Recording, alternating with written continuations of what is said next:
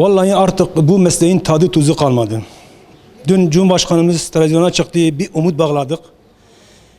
Dedik kesin yani %90 dedik. Bir esneme yapacaktı. Gene hayal kırıklığına uğradık. Yani ne yapacağımızı artık şaşırdık kaldık vallahi. Ne diyeceğimizi bir şey yani diyemiyoruz. Yani buna bir çare, yani meydanlara bakıyorsun, metrolara bakıyorsun, yani kongrelere bakıyorsun, her yer tıklım tıklım.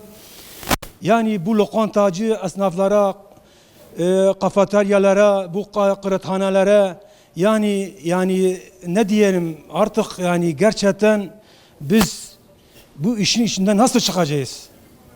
Paket servis kimse gelip paket servisi yemiyor.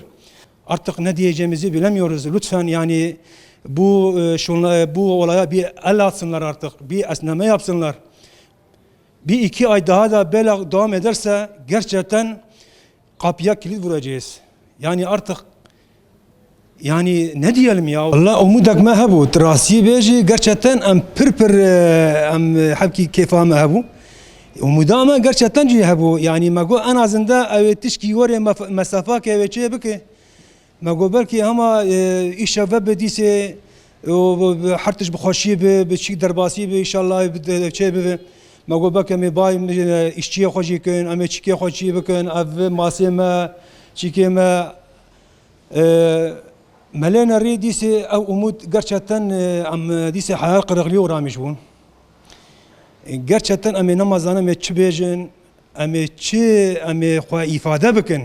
Yani hingi am dibejin gerçekten am namazana ame xwa ifade bikin. Dünkü kabine toplantısından sonra büyük bir hayal kırıklığına uğradık. Biz burada 14 personel çalışıyoruz. Devir daim olarak çalışma sürecinden geçiyoruz. Yani keşke dün Cumhurbaşkanımız bu esnaflara, lokantalara, kafeteryalara bir müjde vermiş olsaydı da herkesin keyfi, sevinci yerine gelseydi mutlu olurduk.